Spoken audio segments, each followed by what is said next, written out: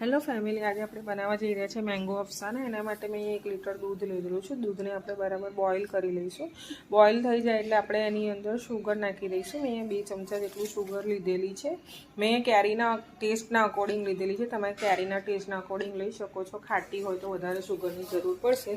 એના પછી મેં કસ્ટર્ડ પાવડર લીધેલું છે. મેં 3 થી 4 ચમચી જેટલો કસ્ટર્ડ પાવડર લીધેલો છે. એની અંદર મેં ઠંડુ ફ્રીજનું દૂધ નાખીને મિક્સ કરેલું છે, જેથી કરીને એની અંદર લમ્સ ના પડે. જો તમે ગરમ દૂધ નાખશો તેમાં લમ્સ પડી શકે છે. આપણે લમ્સ ના પડે એ રીતે મિક્સ કરીને સાઈડમાં રાખીશું. આપણું દૂધ બરાબર ઉભરાઈ ગયું છે. 2-3 ઉબાલ આવી જાય એટલે આપણે એની અંદર આ જે મિશ્રણ બનાવ્યું હતું કસ્ટર્ડ પાવડરનું એ નાખી દઈશું ને આપણે એને બરાબર હલાવીશું 2 થી 3 મિનિટ સુધી, જેથી કરીને એની અંદર લમ્સ ના પડે અને બરાબર ઉકળવા લાગે. એના પછી મેં ગાડી કેરી લીધેલી છે. કેરીને મેં 2 ભાગમાં અલગ અલગ રીતે કટ કરેલી છે. એક મેં એના નાના નાના પીસીસ કટ કર્યા છે અને બીજું મેં એને રફલી ચોપ્ડ કરેલું છે. રફલી જે ચોપ કરેલું મેંગો છે એને આપણે આવી રીતે મિક્સરમાં લઈ અને મિક્સરમાં એનું મેંગોનું પલ્પ બનાવી દઈશું. એમાં શુગર કે પાણી કંઈ પણ એડ કરવાનું નથી. આપણે એઝ ઇટ ઇઝ જે રીતે મેંગો કટ કરે એ રીતે આપણે એમાં લઈ લઈશું. એ પછી આપણું એ ગાડી દૂધ ઉકળવા મૂક્યું તો એ બરાબર થઈ ગયું છે.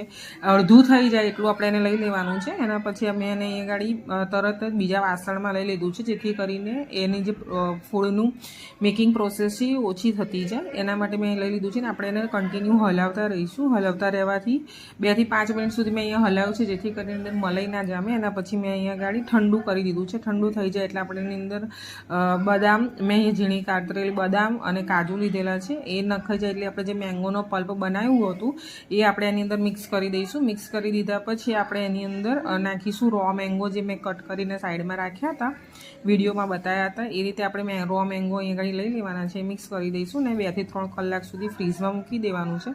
ફ્રીઝમાં મૂકી બરાબર મિક્સ થઈ જાય એટલે આપણે એને ફ્રીઝમાં મૂકી દઈશું ને ફ્રીઝમાં મૂકી 2 થી 3 કલાક સુધી રાખીશું. એના પછી આપણે એને ઠંડુ સર્વ કરીશું.